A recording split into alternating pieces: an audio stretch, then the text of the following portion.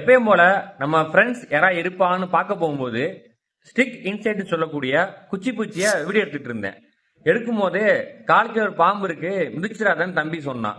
என்னடா ஏதோ கண்ணி விடி சொல்ற மாதிரி சொல்றானேன்னு பார்த்தா நம்ம சுருட்டு விரியன் உருவ மறைப்புல அந்த இடத்துல இருக்கிறதே தெரியாத மாதிரி நல்லா மெர்ஜாகி சுருண்டு தன் இறைய பிடிக்கிறதுக்காக அமைதியா படுத்துருந்துச்சு.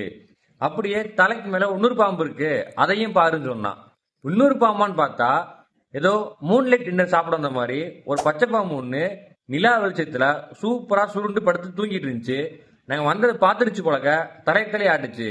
இந்த பச்சை பாம்பை இரவுல மட்டும் தான் இந்த மாதிரி பார்க்க முடியும். பகல்ல ரொம்ப ரொம்ப அபூர்வமா பார்க்க முடியும். ஏன்னா இது பகல்ல ரொம்ப சுறுசுறுப்பா ரொம்ப வேகமா இயங்கக்கூடியது. இரவு நேரத்துல மட்டும் இந்த மாதிரி மரத்துல வந்து சுருண்டு ஓய்வு எடுக்கும். இதுல என்னன்னா பச்சை பாம்புக்கு மித நஞ்சு உடையது. நம்மளை கடிச்சாலும் நமக்கு ஒன்றும் ஆகாது. ஆனா அதுவே தரையில இந்த சுருட்டு வேலி நம்மளை கடிச்சிருச்சு அப்படின்னா கண்டிப்பான முறையில சிகிச்சை எடுத்தே ஆகணும். ஏன்னா அந்த பாம்பு நஞ்சு உள்ள பாம்பு.